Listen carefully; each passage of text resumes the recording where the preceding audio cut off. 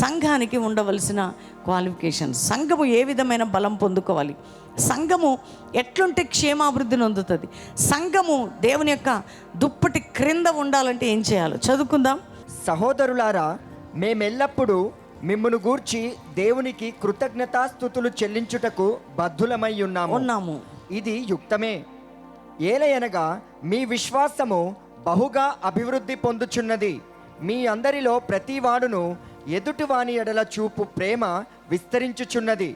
అందువలన మీ హింసలన్నిటిలోనూ మీరు సహించుచున్న శ్రమలలోనూ మీ ఓర్పును విశ్వాసమును చూచి మేము దేవుని సంఘములలో మీ యందు అతిశయపడుచున్నాము. ఎంత మంచి వర్తమానం, ఎంత మంచి మాట రాస్తున్నాడండి పౌలు భక్తుడు ఆ సంఘం కోసం.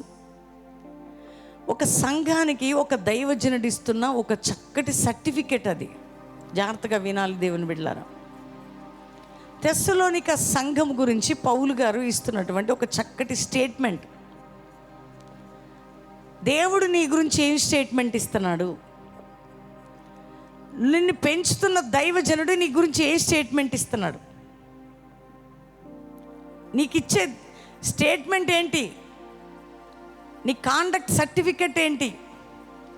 నువ్వు వచ్చిపోయే విశ్వాసిగా ఉన్నావా, విసిగించే విశ్వాసిగా ఉన్నావా, పడిపోయే విశ్వాసిగా ఉన్నావా, తప్పిపోయే విశ్వాసిగా ఉన్నావా, పరీక్షల్లో, శ్రమల్లో, నిందల్లో, అవమానాల్లో దేవుడు ఏం చేశాడని తేలముఖం వేసి డిప్రెషన్లోకి వెళ్ళిపోయి కృంగిపోయే విశ్వాసిగా ఉన్నావా? ఈ సంఘమట విశ్వాసములో మహా అభివృద్ధిని పొందొచ్చు, ప్రేమలో విస్తరించుతున్న సంఘం అని పొద్దున నేను 10 o'clock సర్వీస్లో చెప్పా. ఎందుకు విశ్వాసంలో అంతగా అభివృద్ధి, మహా అభివృద్ధి, శ్రమలు మహా అభివృద్ధి పొందుతున్న సంఘం అట. ఎందులో? విశ్వాసం. చెయ్యెత్తి చెప్పండి, ఎందులో అమ్మా? మనం చెప్పుకోవచ్చు అవిశ్వాసంలో మేము మహా అభివృద్ధిని పొందుతున్నామండి, విశ్వాసంలో కాదు. ఎందుకంటే విశ్వాసములో అభివృద్ధి మహా అభివృద్ధిని పొందుచు ప్రేమలో విస్తరించబడుతుందట. అంటే మహా అభివృద్ధిని పొందుతుందంటే విశ్వాసములో ఎలా గుర్తించాడంటే ఆ సంఘానికి ఏముందంట చెప్పండి, ఇప్పుడు చెప్పండి, ఏముందట? వారట అందువలన మీ హింసలన్నిటిలోనూ విశ్వాసం ఉంది కాబట్టి, వాళ్ళకి విశ్వాసములో మహా అభివృద్ధి ఉంది కాబట్టి హింసలన్నిటిలోనూ మీరు సహించుచున్న శ్రమలలోనూ ఏంటంట?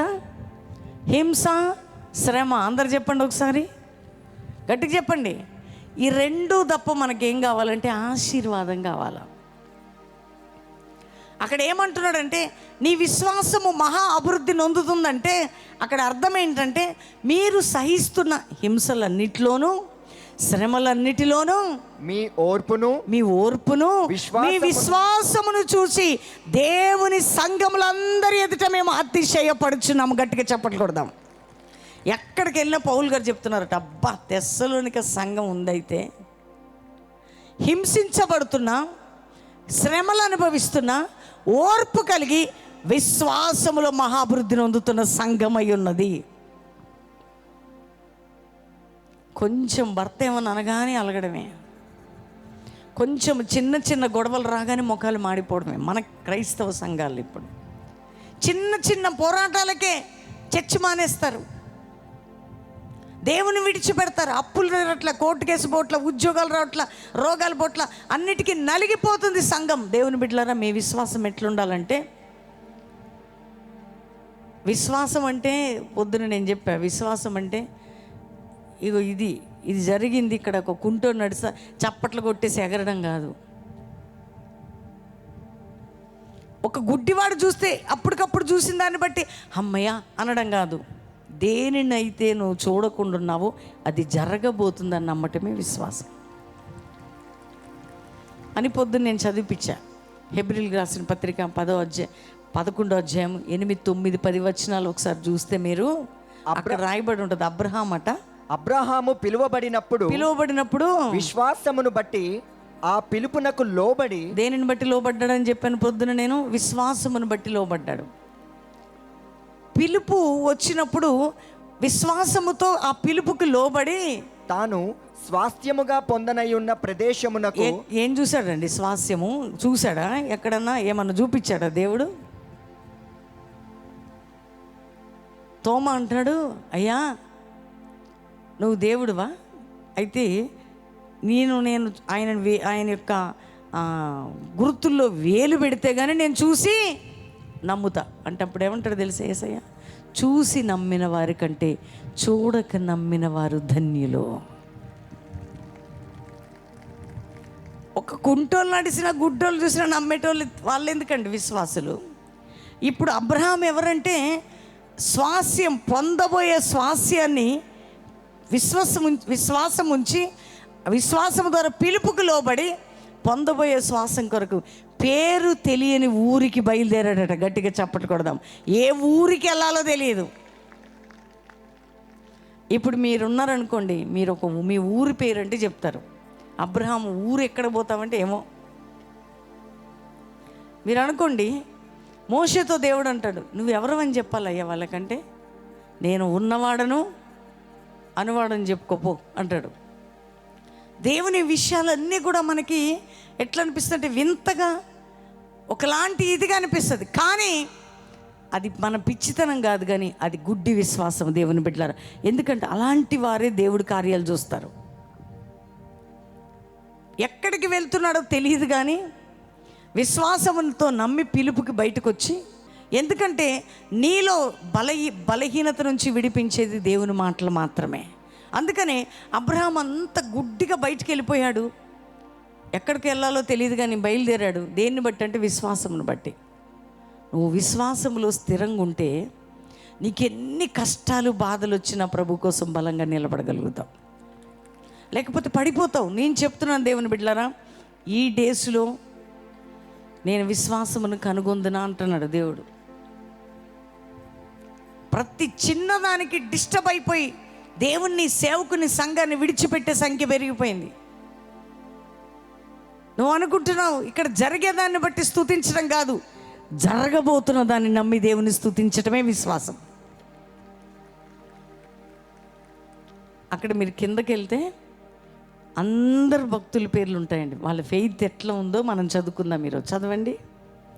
హెబ్రీయులకు రాసిన పత్రిక 11వ అధ్యాయం 8, 9వ వచనం, 10వ వచనం, 11వ వచనం. విశ్వాసమును బట్టి అతడును అతనితో ఆ వాగ్దానమునకు సమాన వారసులైన ఇస్సాకు, యాకోబు అనువారుడు గుడారములలో నివసించుచు అన్యుల దేశములో ఉన్నట్టుగా వాగ్దత్త దేశములో పరవాసులైరి. నెక్స్ట్ వచనం. ఏలయనగా దేవుడు దేనికి శిల్పియు నిర్మాణకుడునై ఉన్నాడో పునాదులు గల ఆ పట్టణము కొరకు అబ్రహాము ఎదురు చూచుచుండెను. నెక్స్ట్. విశ్వాసమును బట్టి శారాయు వాగ్దానము చేసిన వాడు నమ్మదగిన వాడని ఎంచుకునెను. దేన్ని బట్టి అండి? శారా దేన్ని బట్టి నమ్మిందంట? విశ్వాసమును బట్టి. అసలు ఒకసారి మనం ఆలోచిస్తే మనం ఏం ఆలోచిస్తాం తెలుసా? ఎప్పుడైనా మనకి ఏం జరుగుతున్నా ఏదైనా పరిస్థితులను చూసుకుంటాం దగ్గరగా. శారీరకంగా మెడికల్ ఇష్యూస్ చూసుకుంటాం. ఏదైనా మీరు చూడండి, జాబ్ విషయంలో కానీ ఏదైనా కానీ 31 సంవత్సరం 32 దాటిందంటే ఉద్యోగం రాదంటాం, రూల్స్ ఒప్పుకోమంటారు. లేకపోతే ఇన్ని సంవత్సరాల తర్వాత పిల్లలు పుట్టదంటారు. లేకపోతే వయసు ఎక్కువైతే ఇది జరగదంటారు. లేకపోతే ఒక పరిమితి, ఒక లిమిట్ అంటారు. దేనికన్నా విశ్వాసమునికి లిమిట్ లేదు, అది వెళ్ళిపోతూనే ఉంటుంది. దేవుడు నమ్మితే ఏదైనా చేయగలరు. దేవుడు దేన్నైనా చేయగలరు. ఆమెట విశ్వాసమును బట్టి ఏం చేసిందంట? వాగ్దానము చేసిన వాడు నమ్మదగిన వాడని నమ్మిందంట. దేన్ని బట్టి నమ్మిందండి? ఏదైనా గుర్తు చూపించాడు దేవుడు అక్కడ? మీరు చెప్పండి. అమ్మ నీ గర్భాన్ని తెరుస్తాను నేనని ఏమైనా గుర్తులు చూపించాడు దేవుడు అక్కడ? మనం ఏమంటాం తెలుసా? ప్రభు నాకు ఇది చేయాలంటే గుర్తు చూపి నువ్వు, అప్పుడు నేను నమ్ముతా.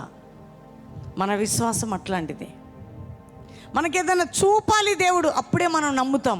కానీ ఏ గుర్తు లేదు, గుడ్డిగా నమ్మి నమ్మదగిన వాడు నా దేవుడు నాతో మాట్లాడినవాడు, ఆయన అన్నాడంటే చెయ్యక మానడే నమ్మింది ఆమె. కానీ మనకేం కావాలో తెలుసా? ప్రతి దానికి గుర్తు కావాలా? ప్రతి దానికి ఏదో ఒకటి చూపి ప్రభువా. విశ్వాసమును బట్టి అట ఆమె వాగ్దానం చేసిన వాడు నమ్మదగిన వాడు. అందరు చెప్పండి, వాగ్దానం చేసిన వాడు. ఆ నమ్మదగిన వాడు ఏమన్నా చూపించాడా గుర్తులు ఆమెకి? ఆమె శరీరంలో గుర్తులు ఏంటో తెలుసా? 90 సంవత్సరాలు వచ్చి గర్భసంచి ఉడికిపోయి ముసలిదైపోయి గర్భంని దాల్చే శక్తి ఇహలోక పరంగా కోల్పోయింది. కానీ వాగ్దానము, విశ్వాసం మాత్రం ఆమెను బ్రతికించగలిగింది. అందుకనే దేవుడు కూడా ఏం చేస్తాడో తెలుసా, మనలో విశ్వాసం ఒకవేళ అభివృద్ధి కావాలంటే మన పవర్ అంతా లూజ్ అయ్యేటట్టు చేస్తాడు ఆయన, లాస్ అయ్యేటట్టు చేస్తాడు. నువ్వు చెప్పిన ఏజ్ పరిమితి, నువ్వు చెప్పిన వ్యాపారంలో లిమిట్స్, నువ్వు చెప్పినవన్నీ కూడా ఏమైపోతాయంటే సట్టన్ అక్కడ వరకే. దాని తర్వాత నీది కాదు అన్నప్పుడు నువ్వు నమ్మితే దేవుడు జోక్యం చేసుకోవటం ప్రారంభిస్తాడు. అది విశ్వాసం. అందుకని విశ్వాసమును బట్టట వాగ్దానం చేసిన వాడు నమ్మదగిన వాడని నమ్మి ఎంచుకొనెను గనుక. ఏమనుకుందంట? నమ్మి ఏం చేసిందండి? ఏం ఎంచుకుందంట? బజారుకి వెళ్ళి ఇది ఎంచుకున్నా అంటారు అంటే అర్థం ఏంటి చెప్పండి? అది ఎంచుకున్నా, నేను ఆ కలర్ ఎంచుకున్నా, లేకపోతే అదొక మంచి వర్డ్ అండి, తెలుగు వర్డ్ ఎన్నుకోవడం, ఎంచుకోవటం. స్పష్టత తెలుగులో ఏంటంటే ఎంచుకుందట. ఏం ఎంచుకుంది?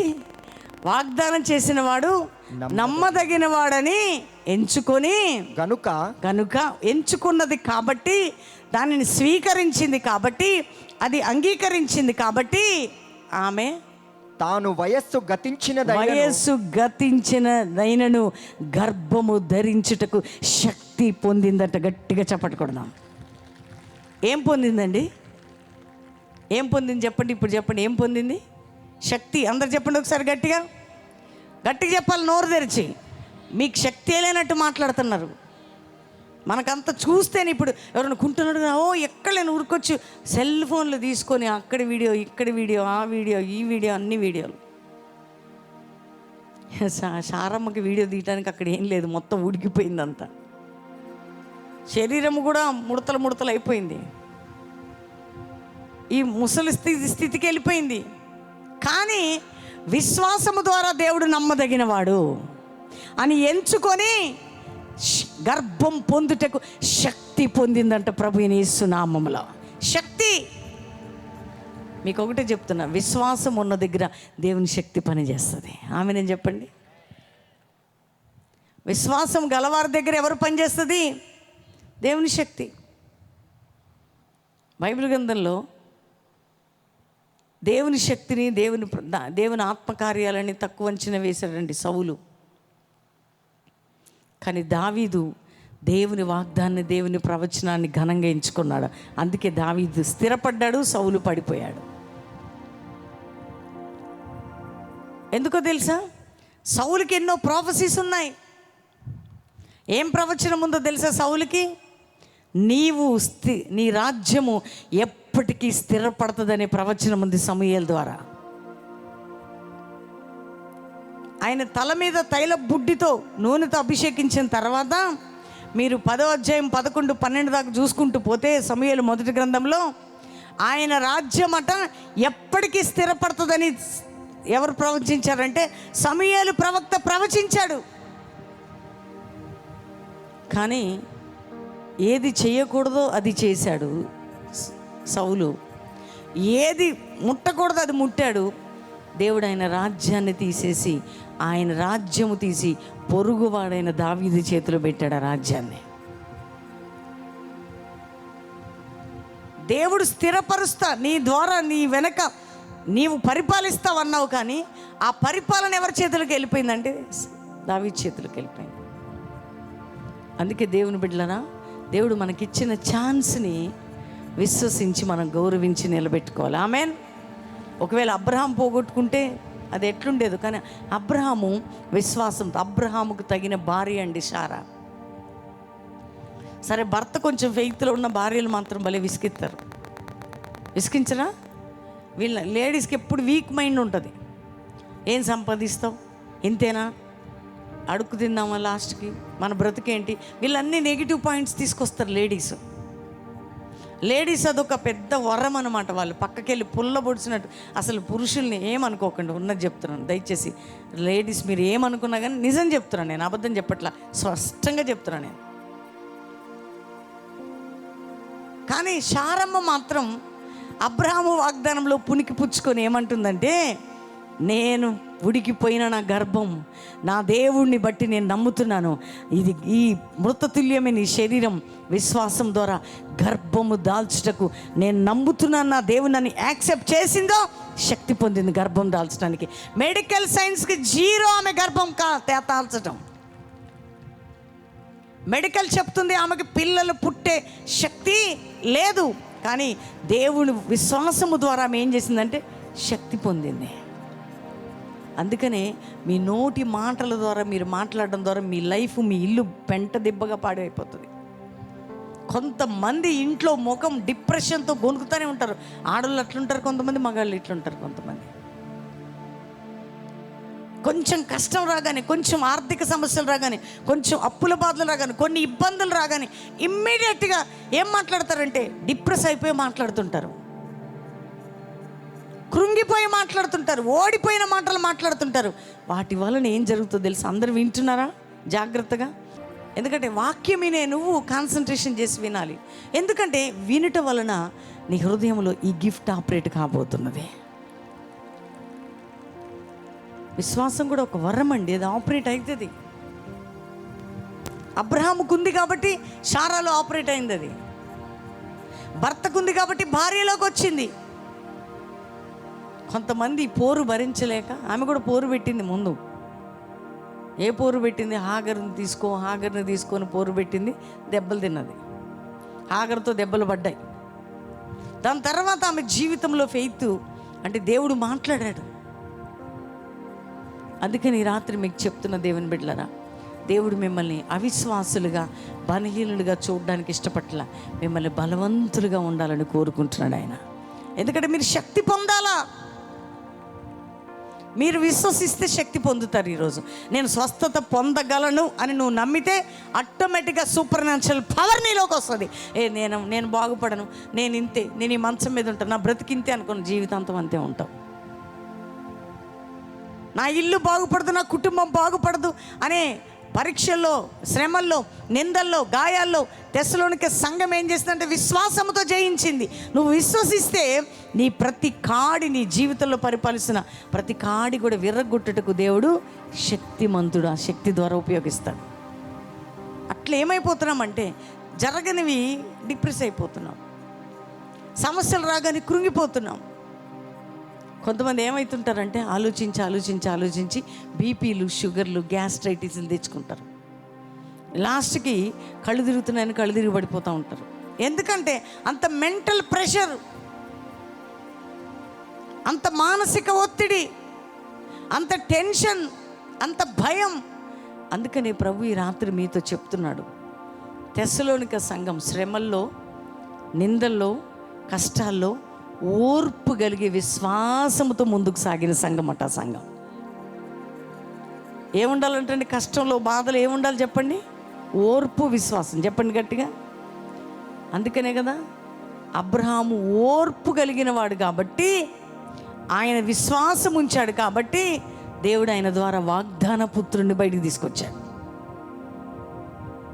ఓర్పు లేని దగ్గర గొడవలు అవుతాయి తెలుసా? నోరు కట్టుకోకపోతే, ఓర్చుకోకపోతే గొడవలే. బైబిల్ చెప్తుంది ఓర్పు కలిగిన వారు పట్టణాన్ని స్వతంత్రించుకుంటారు. కొన్ని రోజులు ఓర్చుకోవాలా. ఎవరన్నా హేళన చేస్తుంటే ఓర్చుకోవాలా.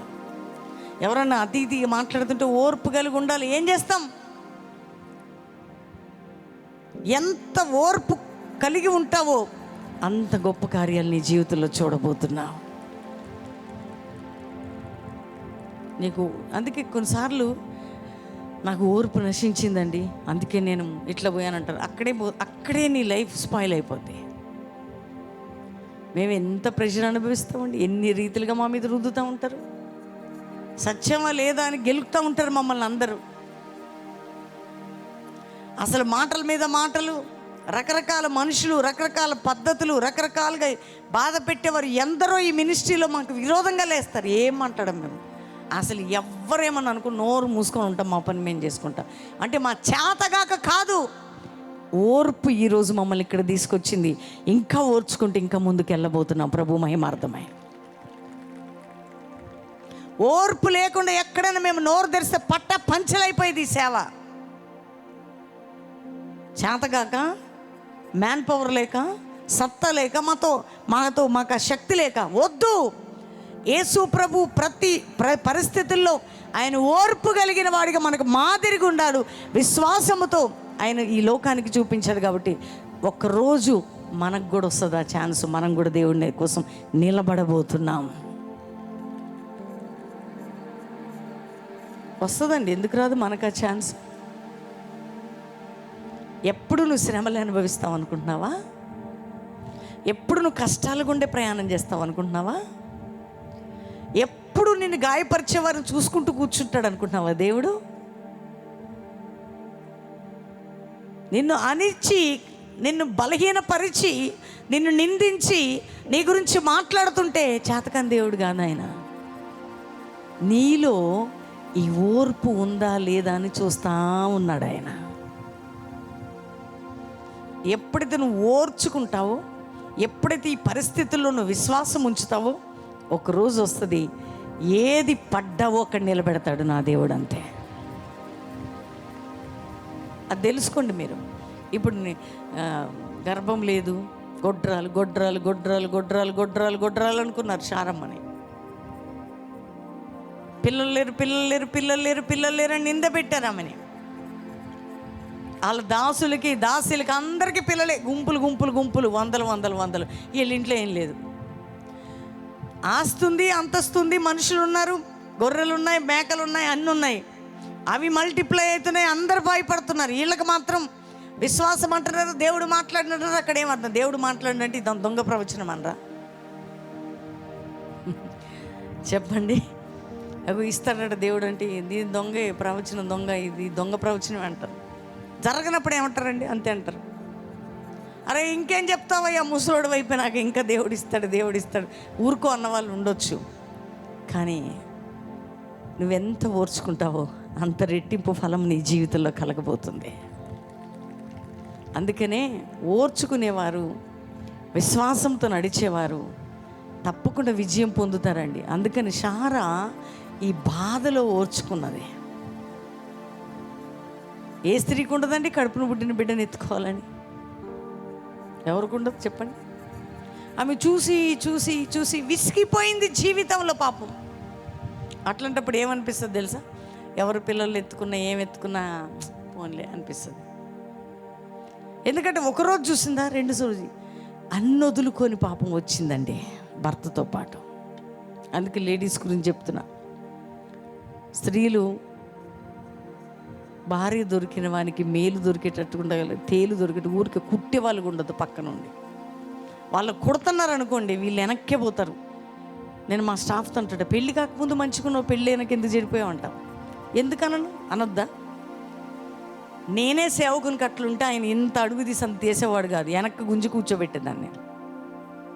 దేవుని మహాకృపను బట్టి నాకు ఇచ్చిన భాగ్యాన్ని బట్టి దేవుని స్తుతిస్తాను. నేను వెనక్కి గుంజలే, మీరు వెళ్ళిపోండి అన్న అంతే.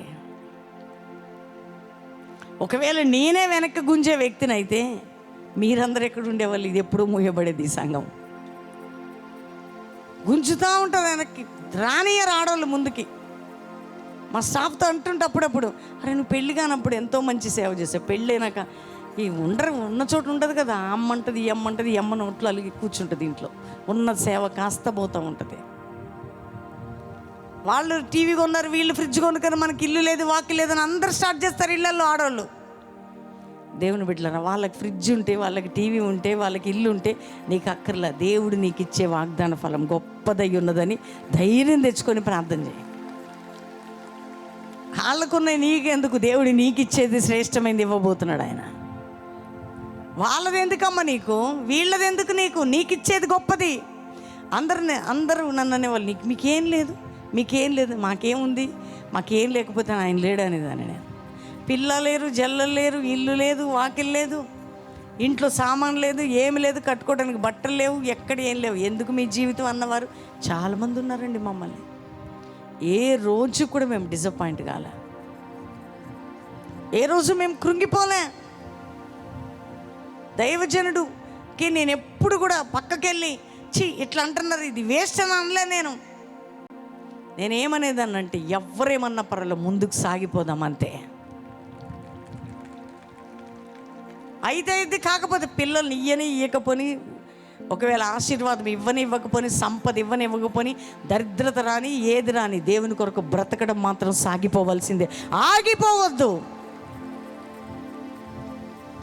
ఉద్యోగం చేస్తున్నాం, అన్ని డబ్బులు తీసుకెళ్ళి అప్పులు పాలు చేసి అన్నీ అక్కడే పెడుతున్నాం, ఏముంది మీకు అన్నవారు ఎందరో ఉన్నారండి.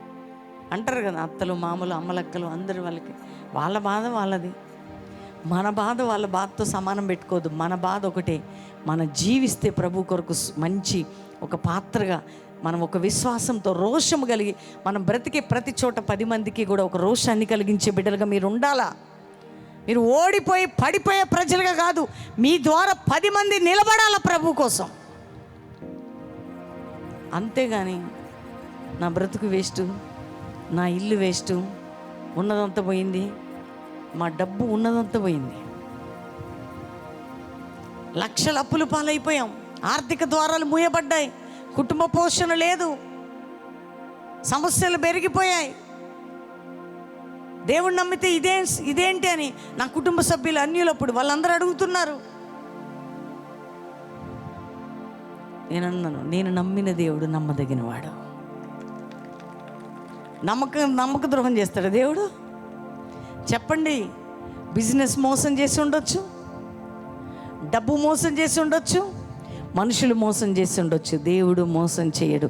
మనం విశ్వసిస్తే ఆయనను మనల్ని సిగ్గుపరచడు. దేవుని బిడ్డలారా తెలుసుకోండి. ఎందుకంటే మన బాధలు ఎప్పటికి ఉండవు. ఇప్పుడు మనం చలికాలంలో ఉన్నాం, కొన్ని రోజులు పోయినాక ఏ కాలం వస్తుంది? ఎండాకాలం. దాని తర్వాత ఏ కాలం వస్తుంది? వర్షాకాలం. కానీ మన జీవితంలో అలలు అలా వచ్చి, అందుకనే జలములలో బడి నువ్వు వెళ్ళినా అవి నీ మీద పొర్లి పారవు. అమ్మ నువ్వు జలముల్లో వెళ్ళవు, నువ్వు మంచిగా వెళ్తావని ఉంది అక్కడ.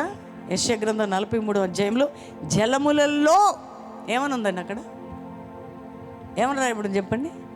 జలములలో బడి నువ్వు వెళ్ళినా, నీవు జలములలో బడి దాటిన జలముల్లో బడి దాటునప్పుడు ఏంటంటే జలముల్లో పడ్డమా లేదా? జలములతో పక్క తప్పించుకొని పోవడమా? మీరే చెప్పండి. జలముల్లో పడి, చెప్పండి అందరూ, పడి దాటినప్పుడు నేను నీకు తోడయ్యుందును ఉంది. కాబట్టి ఏంటంట? నదులలో బడి వెళ్ళునప్పుడు అవి నీ మీద పొర్లి పారవు. నువ్వు ఇట్లా మధ్యలో వెళ్తుంటే ఆ నదులు ఇట్లా నీ మీద పొర్లవు, అవి పోతూ ఉంటాయి. ఎందుకో తెలుసా? దేవుడు నీకు తోడై ఉన్నాడు కాబట్టి. జలముల్లో నా బిడ్డ వెళ్తుంది, నేను తోడై ఉంటానని చేయి పట్టి నడిపిస్తున్నాడు దేవుడు. నేను శ్రమలు వస్తే నువ్వు పడు, విశ్వాసంలో నువ్వే పడు అన్నాడు దేవుడు. నువ్వు విశ్వసిస్తున్నప్పుడు ఆయన నీకు తోడై ఉంటాడు. అందుకనే జలముల్లో పడి నువ్వు వెళ్ళినప్పుడు, నదులను దాటుతున్నప్పుడు నేను నీకు తోడై ఉన్నాను కాబట్టి అవి నీ మీద పొర్లి చెప్పండి, పొర్లి మీద పడి పోవట. ఎందుకో తెలుసా? వాటి మధ్యలో వెళ్ళాలా వద్దా? చెప్పండి మీరే. వెళ్ళొద్దా? జలములు అంటే కష్టాలు, బాధలు, ఆర్థిక పరిస్థితులు, నిందలు, గాయాలు, వాటిలో వెళ్ళాల. మనం వెళ్ళినా అవి నిన్ను టచ్ చేయకుండా దేవుడు తోడుగా ఉండబోతున్నాడు. ఎప్పుడు వెళ్ళవు అని లేదు, వెళ్ళాలి అని ఉంది అక్కడ. ఆ మధ్యలోను వెళ్తున్నావు, అవి నీ మీదకి రావు. ఎందుకో తెలుసా? నువ్వు విశ్వసించిన దేవుడు నీ ప్రక్కలో ఉన్నాడు కాబట్టి. ఒకవేళ ఆయనే లేకపోతే ఎప్పుడో ముంచి అవతల పడేసి మునిగి తేలిపోయేదానివి. అందుకే ఇంకో మాట అంటాడు, అగ్నిలో నువ్వు నడిచినప్పుడు, నీవు అగ్ని మధ్యను నడుచునప్పుడు. అగ్ని మధ్య, అందరు చెప్పండి అమ్మ గట్టిగా ఒకసారి. ఎక్కడ? అగ్ని మధ్య. అందరు చెప్పండి. అగ్ని మధ్య నడిస్తే ఏమైతే కాళ్ళు? చెప్పండి. ఏమైతే? చల్లగా ఉంటుందా? మంచులో నడిచినట్టు ఉంటుందా? చెప్పండి. కింద హాయిగా చల్లగా తాకిద్దా? అగ్ని మధ్య. అందరు చెప్పండి. అగ్ని మధ్య నీవు నడుచునప్పుడు కాలిపోవట. జ్వాలలు నిన్ను కాల్చవు. ఎందుకు చెప్పండి? ఎందుకు? నువ్వు నాకు తోడై ఉన్నావు కాబట్టి. అగ్ని మధ్యలో ఎవరైనా నడుస్తారని? నడిస్తే అవుటే కదా. చచ్చిపోరా? చెప్పండి, కాలరా? అగ్ని మధ్య అంటే ఎన్ని శ్రమల మధ్యలోనూ నడిచిపోయినా అవి నిన్ను ఏమీ చెయ్యలేవు. ఎందుకో తెలుసా? ఆయన తోడుగా ఉండి నిన్ను లేవనెత్తబోతున్నాడు. అందుకనే షడ్రకు మేషకు అభిజ్ఞం తీసి అగ్నిగుండంలో పడేసిన ఎంట్రుక కూడా కాలేదండి. ఎంట్రుక కూడా వాసన రాలేదట. వాళ్ళ విశ్వాసం చూసారా? అగ్ని ముందర నిలబెట్టింది విశ్వాసం వాళ్ళని. అందులో నుండి బయట తీసుకొని వచ్చింది. దేవుని బిడ్డలారా, సింహముల ఆకలితో ఉన్న సింహాల మధ్యలో దానియేలు వేసిన దానియేలు ఎట్లొచ్చాడంటే ధీమాగా వచ్చాడు. ఎందుకో తెలుసా? దానియేలుతో పాటు అక్కడ దేవుని దూతని పెట్టి, ఏయ్ నోరు ముయ్యండి, నా సేవకుడైన దానియేలు ఈ బోన్లోకి వస్తున్నాడు, నోరు తెరిచారా చీల్చి పడేస్తున్నాడు దేవుడు. అంతే. నువ్వు ఏ సమస్య గుండా ప్రయాణం చేస్తున్నా, నువ్వు విశ్వసిస్తే దేవుడు నీకు తోడుగున్నాడని నమ్మితే వాటికి, ఆ సమస్యలకి దేవుడు ఆజ్ఞాపించబోతున్నాడు. మీ మధ్యలోకి వస్తాడు నా కుమారుడు, నా కుమార్తె, కానీ మీరేమీ వాళ్ళని టచ్ చేయొద్దు. మనం చదువుకుంటూ పోతామండి. అగ్నిగుండంలో వేసిన షడ్రకు మేషకు బయటకు వచ్చారు, సింహగూంలో వేసిన దానియేలు బయటకు వచ్చారంటే అది ఏమన్నా సింపుల్ అనుకుంటున్నారా మీరు? ఆవురావురమంటూ ఎప్పుడు తిందామని ఆకలుతున్నాయంట సింహాలు. 7 ఇంతల అగ్నిగుండం అట అది. అగ్నిగుండంలో మంచిగా వెన్నెల్లో నడిచారు మన వాళ్ళు. దేవుని బిడ్డలారా, నీ విశ్వాసము నిన్ను ఉన్నతంగా తీసుకుని వెళ్తుంది. దయచేసి చిన్న వాటికి వీక్ కాకండి ప్లీజ్. నిన్ను బలహీనపరిచే వాటికి వీక్ అవ్వద్దు నువ్వు. ఇది అనుభవించి చెప్తున్నాను నేను. అనుభవం లేకుండా మీకు ప్రకటించట్లేదు. ఈ శ్రమలు, ఈ నిందలు, ఈ గాయాలు, ఈ బాధలు ఇవన్నీ పడుతూ విశ్వసిస్తూ విశ్వాసంలో ముందుకు సాగుతున్నప్పుడు వాటిని జయించే శక్తిని దేవుడు మాకు దయచేసి ఉన్నాడు. దేవుని బిడ్డలారా, తప్పించుకుంటావా? జయం ఉండదు. జయిస్తావా? శక్తి పొంది దేవుని కొరకు నిలబడబోతున్నావు. 10 మందికి నువ్వు నిలబడి చెప్తుంటే దేవుని నామం ఘనపరచబడబోతున్నది నీ ద్వారా. అందుకే నేను పొద్దున్న చెప్పా, అబ్రహాము పుట్టినది, ఇస్సాకు పుట్టిన దగ్గర నుండి సాక్ష్యం చెప్పడం మొదలైతే ఈ భూమి ఉన్నంత వరకు సాక్ష్యం చెప్తానే ఉంటాం అబ్రహాం గురించి.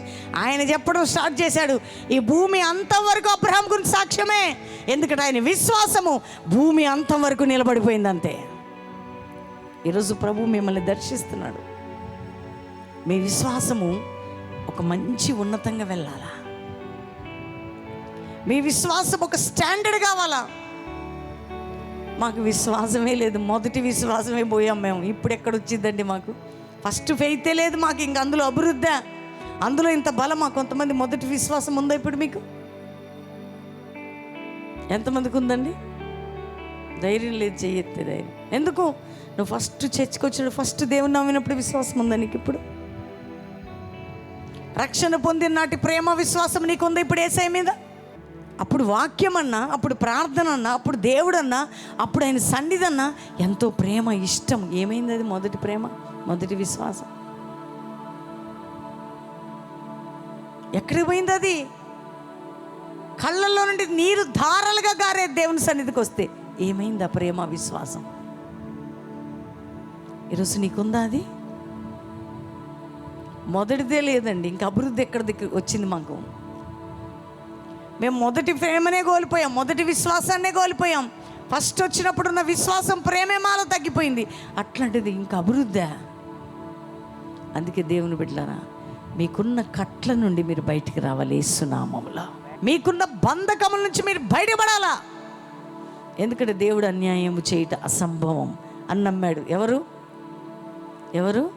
అబ్రహాం. సారా కూడా నమ్మింది. అమ్మో, దేవుడు నేను నమ్మదగిన దాన్ని గాను, ఎందుకంటే ఆగర్ని ఎంటేసుకున్నా, కానీ నా దేవుడు మాత్రం నమ్మదగినవాడు. నిజమే, నేను నమ్మదగిన వ్యక్తిని కాను మనం అనుకోవాలి, కానీ దేవుడు మాత్రం చెప్పండి నాన్న, దేవుడు మాత్రం నమ్మదగినవాడు. ఆయనను గుడ్డిగా నమ్మిన వారి జీవితంలో ఎందుకు చేయడండి ఆయన? కష్టంలో నువ్వే, దుఃఖంలో నువ్వే, బాధలో నువ్వే, నిందలో నువ్వే, గాయంలో నువ్వే ప్రభు అంటే ఆయన ఏం చేయక మానుకుని కూర్చుంటాడు చేతులు మర్చుకొని. ఒక డాక్టర్ దగ్గరికి పేషెంట్ వెళ్ళింది అనుకోండి, అమ్మ నేనేం చేయలేను, ఏదో ఇక్కడ చెయ్యయ్యా నువ్వు బతికిస్తావని వచ్చాను. ఆ డాక్టర్ అన్న చెయ్యొచ్చు, చేయలేకపోవచ్చు ఆయన స్తోమతను బట్టి, కానీ నువ్వే నాకన్నా వచ్చిన వాళ్ళని ఏ రోజు దేవుడు వదిలిపెట్టడా. ఎవరు వాళ్ళని దూరపరచడు, ఆయన సిగ్గుపరచడండి. దేవుడు మనతో ఉండేవాడు. మన కష్టంలో, మన దుఃఖంలో, మన బాధలో, మన నిందలో, మన గాయాల్లో, మన శ్రమల్లో, మన వేదనలో మనతో పాటు ఉండే దేవుణ్ణి విశ్వసించి నమ్మినప్పుడు తప్పకుండా దేవుడు అద్భుతం చేస్తాడు ఆయన. ఎందుకంటే మనం చాలాసార్లు దిగజారిపోతున్నాం.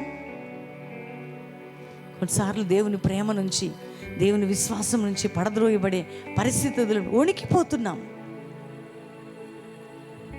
నా లైఫ్ సెటిల్మెంట్ లేదు, నా బ్రతుకు మారలేదు, ఏంటిది? కానీ పౌలు అంటున్నారు, దుఃఖంలో, వేదనలో, కష్టంలో, నిందలో, గాయాల్లో మీరు దేవునితో ఉన్నారు. మీ విశ్వాసము చూసినప్పుడు ఏ చర్చికి వెళ్ళినా మీ గురించే చెప్పి నేను అతిశయపడుతున్నా, ఆనందపడుతున్నా. ఏమి సంఘం అండి ఈ సంఘము! నేను చెప్పాలి, ఏమి సంఘం అండి ఆయిలానంటే ఇంకొచ్చే సంఘం. ఏమి సంఘం అండి క్రిస్మస్ రోజు కొత్త బట్టలు కొచ్చుకునే సంఘం. మీ గురించి అట్లా, సార్వత్రిక సంఘం గురించి. ఏమి సంఘం అండి 31st రాగానే వాగ్దానాలకు వచ్చే సంఘం. అది సంఘమేనండి? అది ఒరిజినల్ సంఘమా? లక్షల మంది వస్తే ఒరిజినల్ విశ్వాసం అనుకుంటున్నారా? కాదు, చాలా డూప్లికేట్ ఉంటాయి కదా. ఇప్పుడు ప్రతి దానికి ఒక డూప్లికేట్ వచ్చింది కదండి. విశ్వాసంలో కూడా అలాంటి డూప్లికేట్స్ ఉంటాయి. కానీ నీ దుఃఖంలో, కష్టంలో, నిందలో, గాయములో, బాధలో దేవుని విశ్వసించి నడుస్తావు చూడు, అది నీవు నిజమైన శక్తి పొందే బిడ్డగా దేవుడు నేను దీవిస్తాడు. అది నీ విశ్వాసమునకి ఒక స్టాండర్డ్ లెవెల్ పెరుగుతుంది. నీ లెవెల్ మారబోతుంది. ఆమేన్ చెప్పండి. నా లెవెల్ చేంజ్ అయిద్దని చెప్పండి. 2023 ఎట్లున్నారు? 24 అంతే ఉంటారా? చర్చికి వెళ్ళాం, వచ్చాం, ఉన్నాం. ఎందుకు ఉద్యోగం చేస్తున్నామంటే చాలామంది బ్రతకాలి కదండి, పొట్టకూటి కోసం పని చేసుకోవాలా అని చాలామంది ఈ లోకంలో ఉన్నవారు చెప్తుంటారు. నువ్వేదో బ్రతుకు తెరువు కోసం, ఏదో కష్టం కొరకు మందిరానికి కాదు, నీ దేవుడు ఎవరు ఈ ప్రపంచానికి చూపించడానికి దేవుడిని నమ్ముకున్నావు. దేవుని బిడ్డ, అది గుర్తుపెట్టుకో. నీ ద్వారా దేవుడు ఎవరు? నీ దేవుడు ఎవరో, ఏ శక్తిమంతుడో, ఏ బలవంతుడో ఆయన చూపించగలిగే సత్తా ఈ సంఘానికి ఉన్నట్టు నీకెండడానికి దేవుడు మాట్లాడుతున్నాడు ఈ రాత్రి. ఇప్పుడు అబ్రహాం చూసి శారమ్మని చూసిన వాళ్ళందరూ ఏమంటారు? అరే ఊరంతా కాదు, అక్కడున్న దేశం అంతా వచ్చిందేమో. ముసలి వాళ్ళకి కొడుకు పుట్టాడట, ముసలి వాళ్ళకి కొడుకు పుట్టాడట. ఏంది విచిత్రం అని ఉండొచ్చు. విచిత్రం కాదయ్యా, మా దేవుడు అంత గొప్ప దేవుడా. వచ్చిన వాళ్ళకల్లా ప్రకటించాడు అబ్రహాం. పాపం ఇస్సాకు పుట్టక ముందు ప్రతి విశ్వాస పరీక్షలో స్టాండర్డ్గా నిలబడ్డాడండి ఆయన. ఈరోజు ప్రభు నీతో మాట్లాడుతున్నాడు సహోదరి, సహోదరుడు. దేవుని నమ్మడం అంటే పారిపోవడం కాదు. కష్టంలో, బాధలో, దుఃఖంలో, నిందలో, గాయాల్లో విశ్వసించి ప్రభువును పట్టుకోవటం. నీ విశ్వాసంలో ఒక స్టాండర్డ్ ఏం కాదు, నా దేవుడు నా పక్షమే కార్యం చేస్తాడు. ఈ రాత్రి ప్రభు ప్రతి బిడ్డని ఆ అనుభవంలో నడిపించాలని కోరుకుంటున్నాడండి. మీరు ఆ అనుభవంలో ఉండాలా? ఏళ్ళ నొప్పి, కాళ్ళ నొప్పి అనుభవంలో ఉండాలి? లేదు.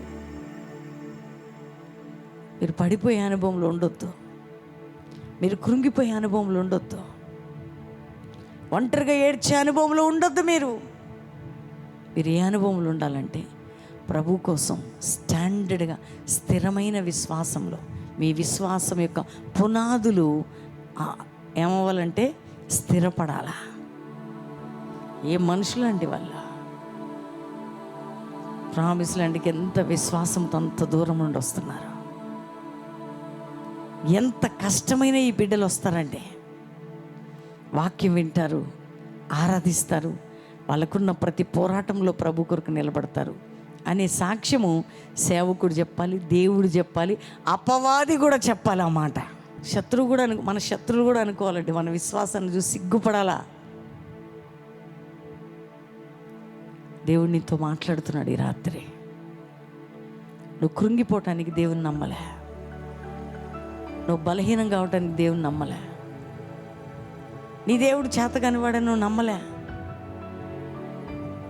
అందుకనే అబ్రహాము శారా గర్భమును పుట్టినది మొదలుకొని బిడ్డకి నేర్పించారండి.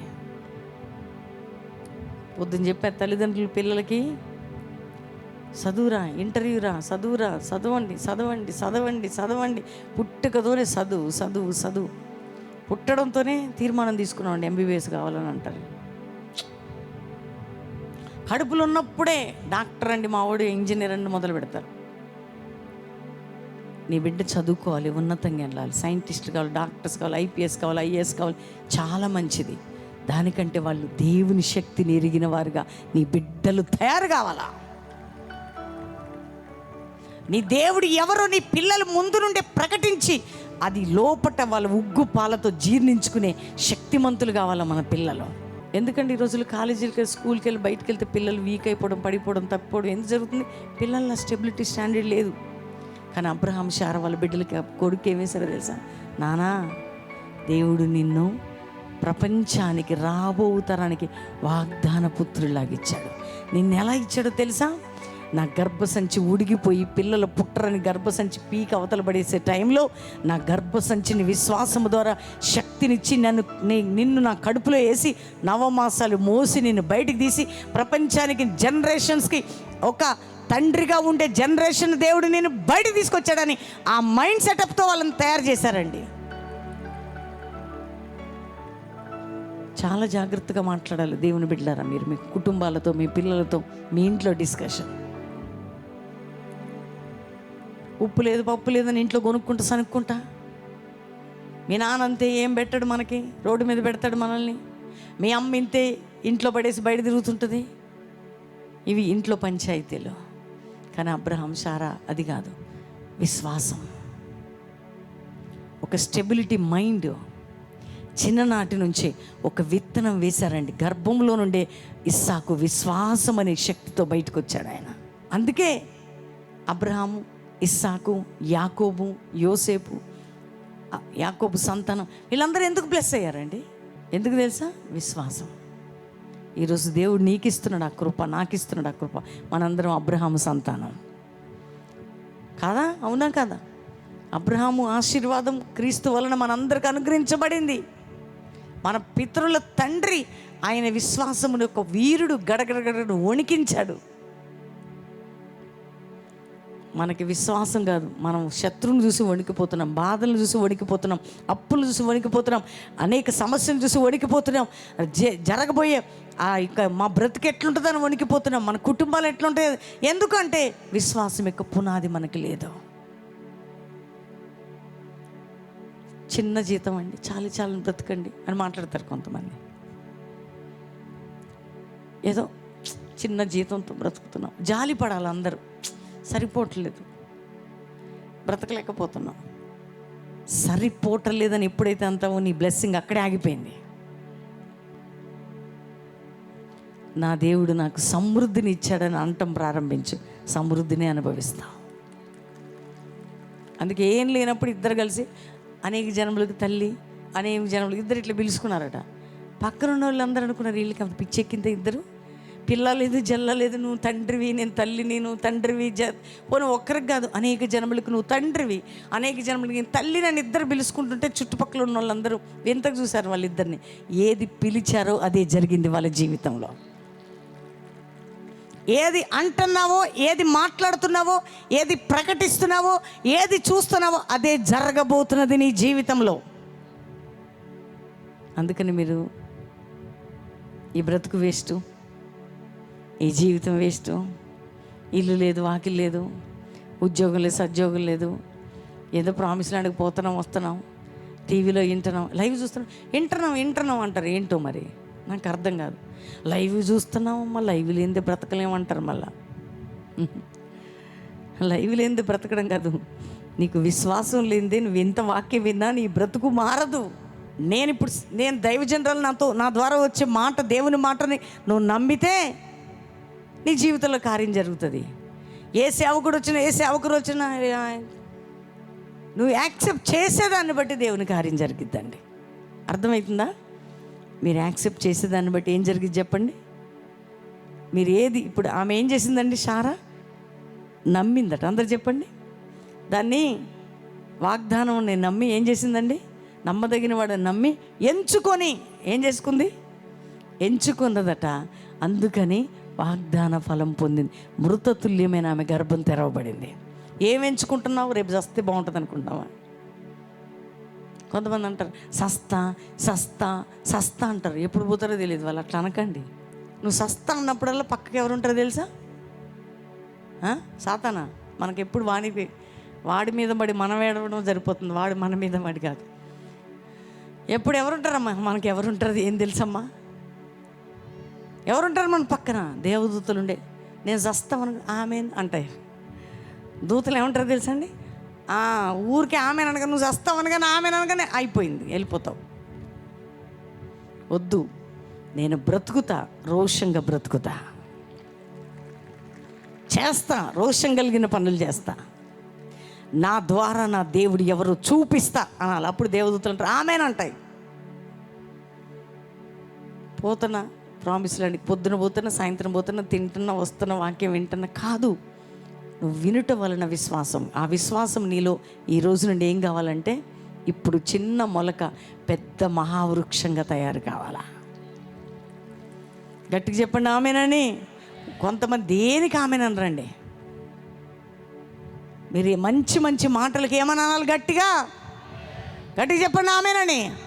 ఇక్కడికి పెద్ద మందిరం అవుతుంది ఆమెనని చెప్పండి. సుందరమైన మందిరం అవుతుందని చెప్పండి. లక్షల ప్రజలు ఇక్కడ రాబోతున్నారని చెప్పండి. మా బంధకాలు తెగిపోతాయని చెప్పండి.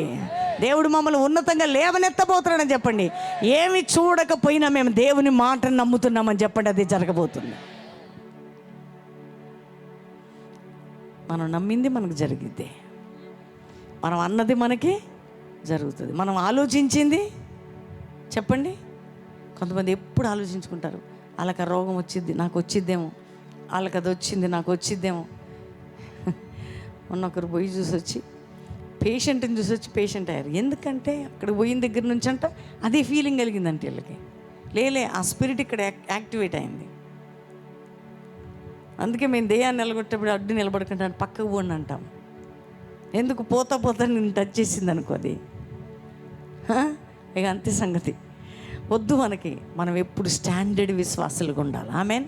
తెస్సలోనిక సంఘమట విశ్వాసములో మహా అభివృద్ధి పొందిన సంఘమట. ఎందులో అభివృద్ధి అండి? భలే తింటాడండి బిర్యానీ మీద బిర్యానీ. అందులో అభివృద్ధి కాదు నేను అనేది.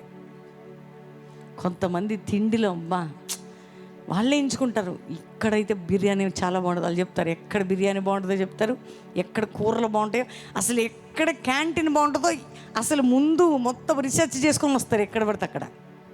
మనం అడగండి, ఇమ్మీడియట్గా చెప్పేస్తారు వాళ్ళు. ఎందుకంటే అందులో మహాభివృద్ధిని పొందారు వాళ్ళు కదా. కొంతమంది అంటారు కదా, ఈ వ్యక్తిని అడిగితే తెలుస్తుంది, కరెక్ట్ చెప్తారంటే. ఎందుకంటే అందులో తిరిగి వస్తాడు మనోడు. కానీ మనం ఎందులో పండాలి తెలుసా? విశ్వాసంలో మహాభివృద్ధి నొందిన బిడ్డలుగా మనం ప్రభు కోసం తయారు కావాలి. ఈ రాత్రి మీ జీవితాలని ప్రభు దర్శిస్తున్నాడు. మీరు బలహీనమైన విశ్వాసాలు ఎవ్రీ సండే ఒక ఆశతో రండి. Every Sunday something super natural నా జీవితంలో జరగాలని ఒక ఇంటెన్షన్తో రండి. ఒక ఆసక్తి కలిగి రండి. జరగకపోయినా జరిగిందని నమ్మి వెళ్ళండి. దేవుడు చేయబోతున్నాడు జరగబోయే కార్యాలు. మనుషుల మాటలు నమ్మకండి, లోక సంబంధమైన మాటలు నమ్మకండి, పరిశుద్ధ గ్రంథాన్ని నమ్మండి. వస్తున్నావు నువ్వు పొందుకొని వెళ్తున్నావని నమ్మండి. ఇప్పుడు నీకు ఇన్స్టెంట్ జరగకపోయినా వారు వెళుతూ ఉండగా కుష్టి రోగులు శుద్ధులైనట్టు నువ్వు వెళ్ళిన తర్వాత కూడా నాకు దేవుడు అద్భుతం చేయబోతున్నాడని నమ్మంతే. అందుకనే విశ్వాసము లేకుండా దేవునికి ఇష్టడై ఉండుట అసాధ్యం. ఇష్టలుగా ఉండలేం మనం. దేవుడిని ఎప్పుడు ఇష్టలమంటే, అబ్రహాము నా స్నేహితుడు కదా, దానియేలునా బహుప్రియుడు, దావీదునా ఇష్టడు. వీళ్ళందరూ బాగా నమ్మారు దేవుణ్ణి, చాలా ఫెయిత్ వీళ్ళకి. మరి మనకేముందంటే వచ్చినాక చూద్దాంలే, కానీ ఈ రాత్రి అన్నీ వదిలిపెడదాం. మన mind negative thoughts, negative mind వదిలిపెడదాం. వ్యర్థమైన ఆలోచనలు వదిలిపెడదాం. అనాలోచితమైన ఆలోచనలు వదిలిపెడదాం. బలహీనపరిచే ఆలోచనలు జీవితంలో మృతతుల్యమైందో అది తిరిగి నువ్వు గర్భము దాల్చబోతున్నావు. ప్రభు నిన్ను లేవనెత్తబోతున్నాడు. చాలా గర్భఫలం అండి. మీకేంది, మీదేది మృతతుల్యమైందో, మీ అప్పుల, ఆర్థిక బంధకాల, రోగాల, శాపమా, నింద, గాయమా, ఏది మృతతుల్యమైందో దానికి సారము దేవుడు ఇవ్వబోతున్నాడు. నువ్వు నమ్ము, నువ్వు రిసీవ్ చేసుకోవటం వల్ల. ఈరోజు వరకు కృంగిపోయారా, అలసిపోయారా, ఒంటరి స్థితిలో ఉన్నారా, పడిపోయిన స్థితిలో ఉన్నారా, నలిగిపోయిన స్థితిలో ఉన్నారా, డిప్రెషన్లో ఉన్నారా, అవన్నీ వదిలిపెట్టండి. ఈ రాత్రి అందరం లేచి నిలబడదాం, ప్రార్థన చేసుకుందాం. తండ్రి, ఎంతమంది బిడ్డలు ఈ వర్తమానం విన్నారో, వింటున్నారో, వినబోతున్నారు, అది వారిలో ఫలింపులాగున ఫలించే విధంగా మీరు సహాయం చేయండి. కొదవలేని నీ కృప ప్రతి బిడ్డకి మీరు దయచేయండి. అనేక సందర్భాల్లో దిగజారిపోతున్నామయ్యా, పడిపోతున్నామయ్యా, తప్పిపోతున్నామయ్యా. ఒక్కసారి మమ్మల్ని క్షమించయ్యా, తిరిగి మమ్మల్ని లేవనెత్తయ్యా, మా స్థితిగతులను మార్చయ్యా, మా విశ్వాస పరిమాణం పెంచయ్యా, మా లోపములు తొలగించు నాయన. ప్రతి బిడ్డని స్థిరపరచమని యేసు నామములో అడుగుచున్నాం తండ్రి, ఆమేన్.